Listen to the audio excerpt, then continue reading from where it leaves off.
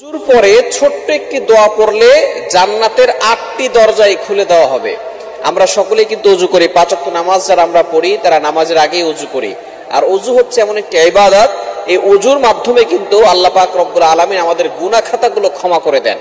যখন কোনো ব্যক্তি ওযু করে, মুসলিম শরীফের হাদিস 234 নম্বর হাদিসের ভিতরে রয়েছে, এবং আরো আগে পরে যে হাদিসগুলো আছে, তিরমিজি শরীফের ভিতরে হাদিস এসেছে, আবু দাউদ শরীফের ভিতরে হাদিস এসেছে ওযু অধ্যায়ে।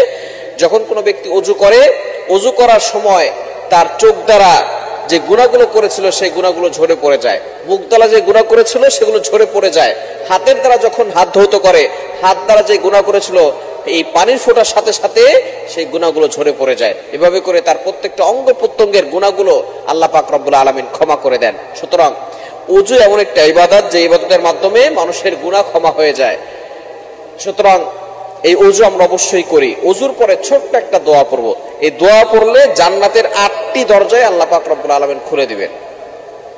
হযরত আবু বকর সিদ্দিক রাদিয়াল্লাহু তাআলা আনহু উম্মতের ভিতরে, নবীজি সাল্লাল্লাহু আলাইহি সাল্লামের উম্মতের ভিতরে সর্বশ্রেষ্ঠ উম্মত হচ্ছে আবু বকর সিদ্দিক রাদিয়াল্লাহু তাআলা আনহু। আবু বকর সিদ্দিক রাদিয়াল্লাহু তাআলা আনহুর ব্যাপারে রাসূলুল্লাহ বলেছেন যে কিয়ামতের ময়দানে জান্নাতের 8টি দরজায় তাকে ডাকতে থাকবে। কয়টি দরজা? 8টি দরজায় তাকে ডাকতে থাকবে। এবার সাহাবায়ে কেরাম বলতেছেন, ইয়া রাসূলুল্লাহ, এমন কি কোন আমল নাই যে আমলের মাধ্যমে আমাদেরকেও জান্নাত ডাকতে থাকবে, জান্নাতের 8টি দরজা ডাকতে থাকবে? তখন নবী করিম সাল্লাল্লাহু আলাইহি ওয়াসাল্লাম বলেছেন, যদি কোনো ব্যক্তি ওযুর পরে একটি দোয়া পড়ে তাকেও জান্নাতের 8টি দরজা তাকে ডাকতে থাকবে, জান্নাতে আহ্বান করবে।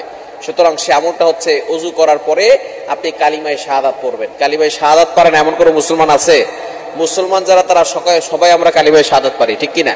আশহাদু আল্লা ইলাহা ইল্লাল্লাহু ওয়াহদাহু লা শারীকা লা ওয়া আশহাদু আন্না মুহাম্মাদান আবদুহু ওয়া রাসূলুহু। সুতরাং এটা যে পড়বে আল্লাহ পাক রব্বুল আলামিন তার জন্য জান্নাতের 8টি দরজা খুলে দিবেন।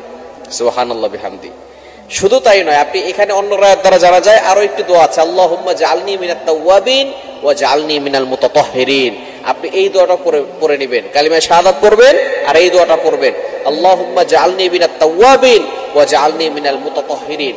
এটা যদি আপনি পড়েন আল্লাহ পাক রব্বুল আলামিন আপনাকে জান্নাতের 8টি দরজা খুলে দিবেন। আপনি দুনিয়াতেও সফল হবেন, আখিরাতেও আপনি সফলতার দ্বার প্রান্তে পৌঁছে যাবেন।